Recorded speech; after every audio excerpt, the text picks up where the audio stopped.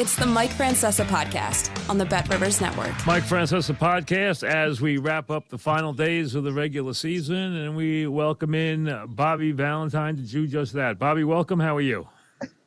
Mike, I'm great. Thank you. Baseball season winding down, getting exciting. Yes, and obviously all eyes, Bobby, this weekend here on the Mets and the Braves as this thing comes down probably to those three games. I mean, the Mets, have been in first all year, but the Braves have continued in hot pursuit.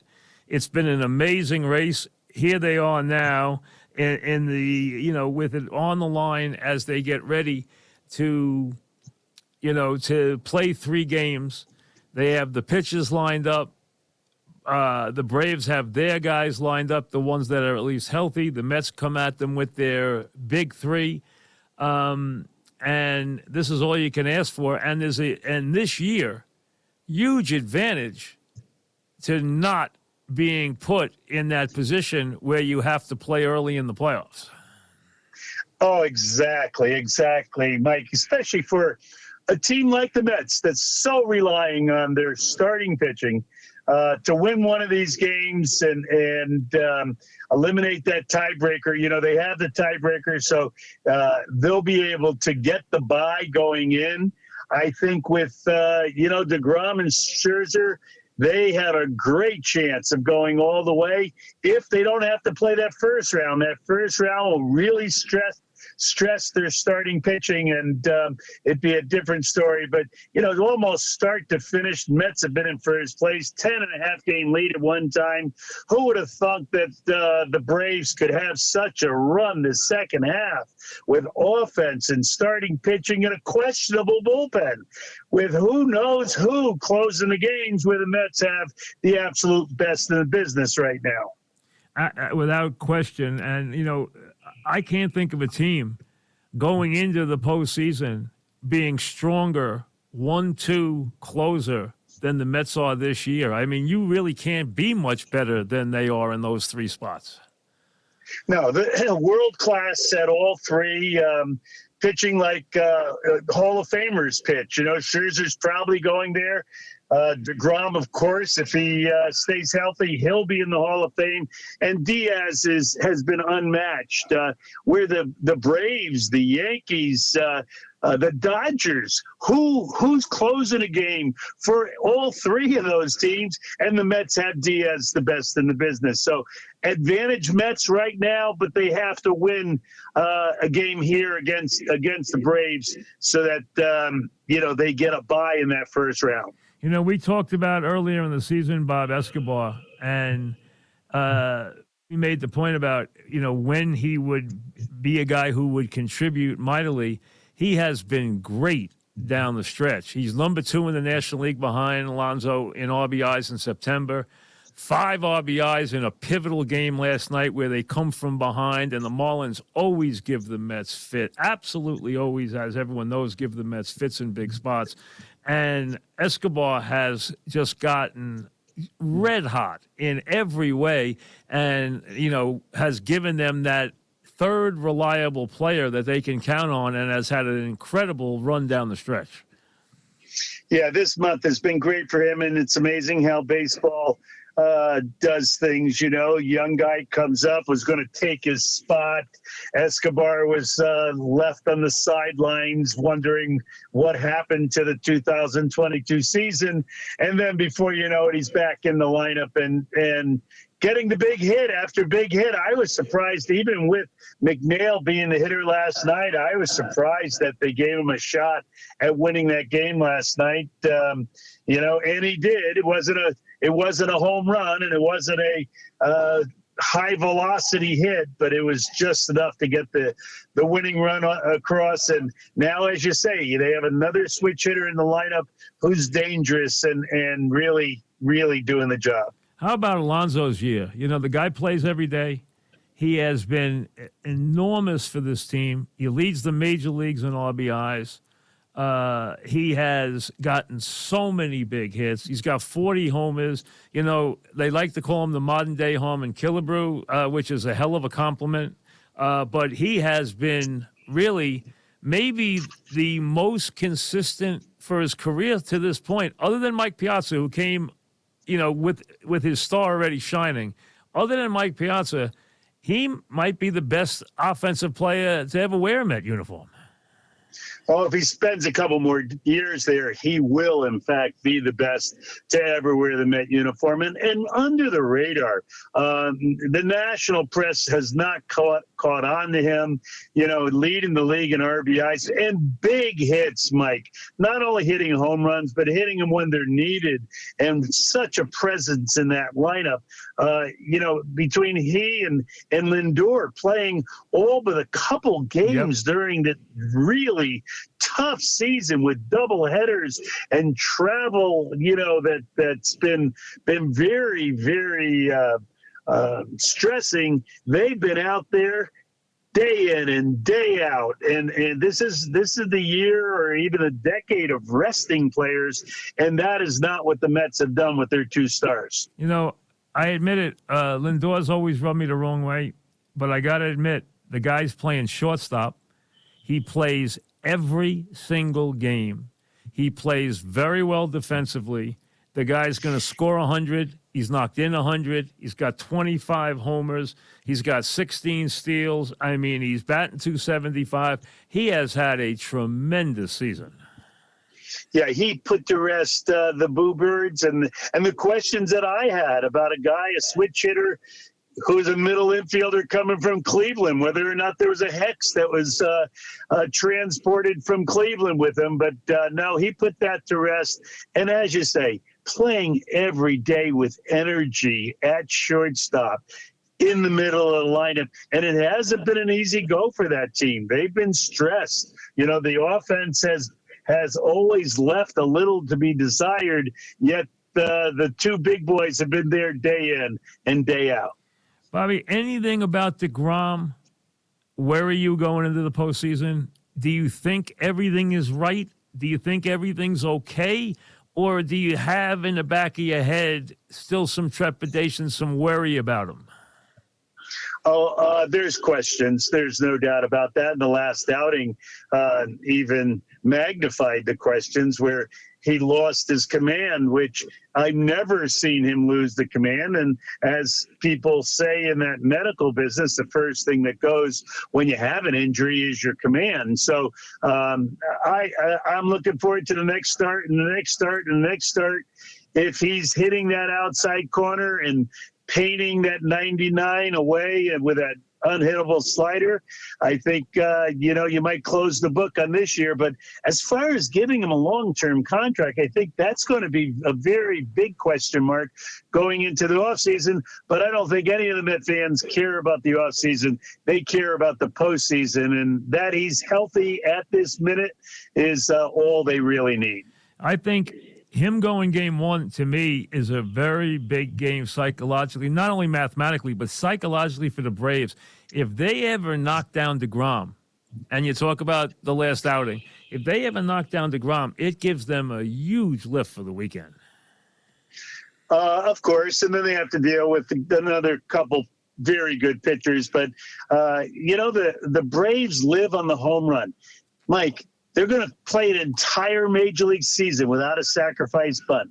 They have had questions in their bullpen mostly all the year, yet they've been winning by 3 and 4 runs, so that closer hasn't really been as big a factor as I think it's going to be in the postseason. But they can hit. They hit it over the fence. They score runs in bunches, and that's a tough thing to do against deGrom and Scherzer. And kids have really come up and given them a big lift. You talk about guys being put into the lineup and really injecting a lineup. That's happened for the Braves again this year. Well, that's center fielder Michael Harris Jr., or the second. If he was there all year, he'd be in the MVP running. Hey, guys had a great year. He'd gotten big great hit, year. big play after big play, can run, hit, field. Wow, what a player. Right now, Bobby, we're talking with Bobby Valentine as we get ready to finish this baseball season the next couple of days. Remember, it ends on Wednesday, and then we have a new playoff format. When you look at it, Bobby, of the teams that are on their way to the postseason already, which team in your mind is the most complete in the postseason? Well, Cleveland's a pretty complete team. Amazingly that I'm saying that. But right now, their young starting pitcher and their hard-throwing bullpen and their defense and ability to score runs make them a pretty complete team. But I think you have to say that the Dodgers, 107 wins with their starting staff, regardless of their closer at the end of the game, and their ability to hit 1 through 9 in the lineup. I guess they're the most complete and probably should be the team to beat. Yet I really believe that end of the game is going to haunt them in the postseason. No, you made a very good point, especially Dodgers, Yankees, Braves. They can't have any faith in what's going to happen in the ninth inning. And we've seen good closers, even borderline guys in the regular season considered great closers, implode in the postseason time after time.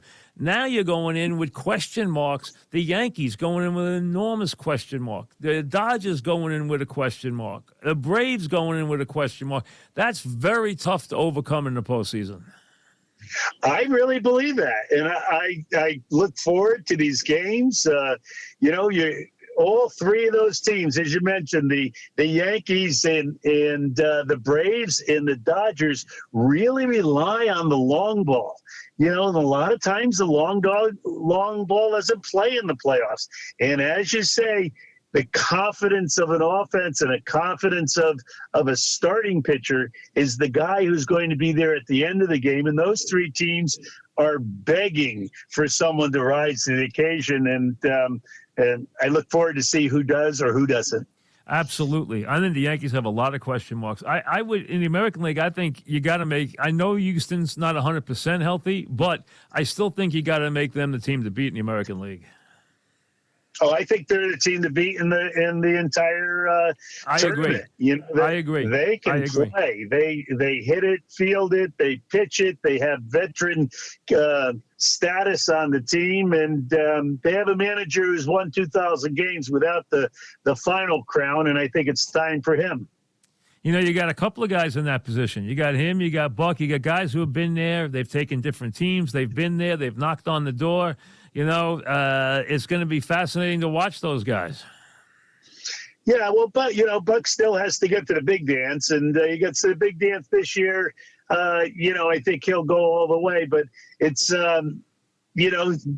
doing it isn't like talking about it. And he's got a team who's come back time and time again, which is a credit to him and that organization. And I'm pulling for him. There's no doubt about that, but still got to do it. Dusty's been there, been right to the final game, and 2,000 wins is what he has. And I think that he's going to wear the crown. You mentioned Cleveland. What a remarkable performance out of that team this year. You know that? Yeah, position by position, the young pitchers in the rotation all have poise and stuff. Their bullpen is, almost unhittable at times, and they played very good baseball. It's a fun team to watch. They're a lot like the Tampa Bay team, who, again, is going to be in the tournament, who, again, will be that thorn in everyone's side because no one knows anyone on their team. All they ever do is get to the playoffs and make a run at it. They're things a great about this organization. Season, Bobby, couple things. Biggest disappointment, clearly the White Sox, who never, ever got it going.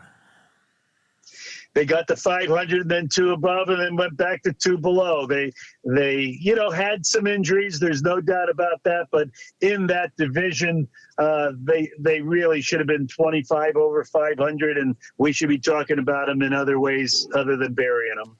And how about the Orioles finishing, where they will finish this year, hopefully for them with a winning record? Yeah, winning record and still a crazy outside chance if they win out and Seattle loses out. Maybe they'll be in the playoffs, but they had a remarkably good season. Young guys, they have to add some veterans for next year. You can't keep relying on young guys just to improve and have your team get better. But a really fun team to watch. How about the Cardinals? Well, they bring the pedigree with them, and a lot's been said about Pujols, but they also have Molina, and they also have Yachty behind the plate, who is playing in his last year, has been a champion all of his career. I wouldn't be surprised if he does something special in the playoffs. And how about what Montgomery said about what a difference Molina's made for him? He was devastated when he left. Now, everyone who goes to the Cardinals loves it there. We all know that. It's a great baseball city. They treat the players great. The fans treat the players great. So everyone winds up liking it there. But he was devastated, shocked when he left the Yankees for Bader. And he has been unbelievable. And he said, hey, the reason I've been successful, Molina. Well, there's no question about that. He's a special player. He's a manager on the field. He's a leader. He gets a big base hit for you. You wonder how he's going to get around the bases. And the next thing you know, he's sliding in the home. He's a treat to watch and has been a joy and a treasure for the Cardinal fans over these years. And again, I really think that he's going to do something. Maybe it's just putting down the right pitch at the right time, but he's going to do something special in the postseason. How about Judge's year? Well, remarkable. To lead the league in home runs by as much as he's doing it, all of baseball for that matter, to lead by 20 home runs is ridiculous. To have the triple crown in his sight, to play great defense and play all the time on a team that has not had offense and has not had help for him. And, even the last 7 games, I was so impressed with his ability to play the at-bat without the home run dictating the at-bat, taking a walk, taking a single, getting a line drive and a gap. I hope he can stay healthy for the next 6 or 7 years. It'll be amazing, the numbers that he finishes with. But this season, it's as good a season as anyone could have. I didn't see Mickey Mantle in 56, but I'll tell you, this year is almost on that level. He has gotten so many big hits for the Yankees. It's almost crazy. I mean, Alonso's gotten a lot for the Mets, a lot. Judge has gotten even more for the Yankees. I mean, he has carried that team so much. Rizzo's had his moments. Torres has had his moments. But I'm telling you, this guy has carried that team. And his numbers, as you said, are just jump out because they're so much better than everybody else's. It's really one of the remarkable seasons in modern baseball. Yeah, in my baseball career, it's one of the most remarkable seasons. And I agree with you. Sometimes I would look at the lineup and recognize one name in it, and that was Aaron Judge. And I was wondering, who are these guys playing for the Yankees? And often the guy that I would recognize was injured or slumping, as so many of the Yankees did this year, that he was the only man standing. And I was amazed. 8th inning, he'd come up.